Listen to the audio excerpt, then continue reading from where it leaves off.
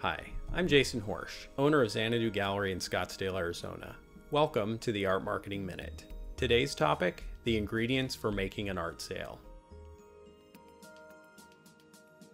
This weekend, we delivered 3 life-size sculptures to clients in Paradise Valley, Arizona. The delivery marked the culmination of several months of hard work from both us and the artist. The story began several months earlier when the clients visited the gallery and met Xanadu Gallery's director, Elaine. They expressed interest in several of the large sculptures by Gary Price, indicating that they were looking for something similar for their home.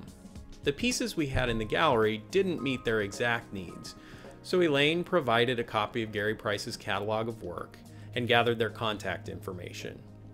Through some persistent follow-up, Elaine was able to help them decide on 3 pieces depicting children in the process of turning cartwheels. After some negotiation on price, the clients put a half deposit down to get the order started, and Gary Price's foundry went to work casting the large sculptures. They were able to get them done in about 6 weeks, which is an amazing turnaround time.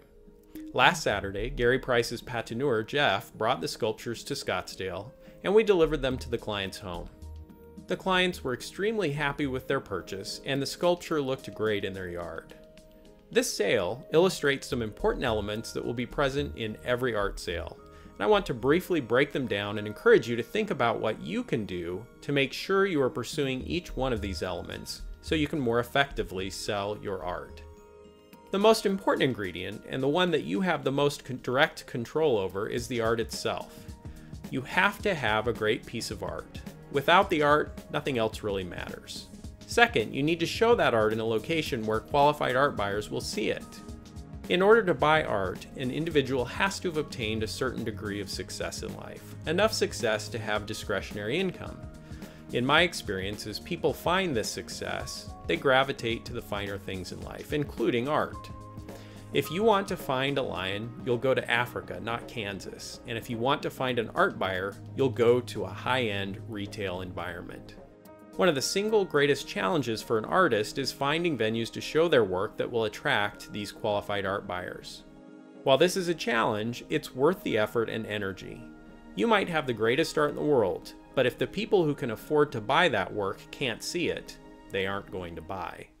Venues include galleries in high-end art markets like my gallery in Scottsdale, or galleries in high-end shopping districts. Some high-end art shows will also attract qualified buyers.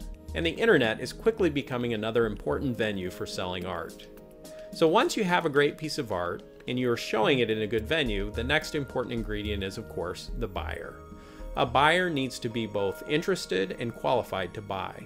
And this leads to the final ingredient, sales skills.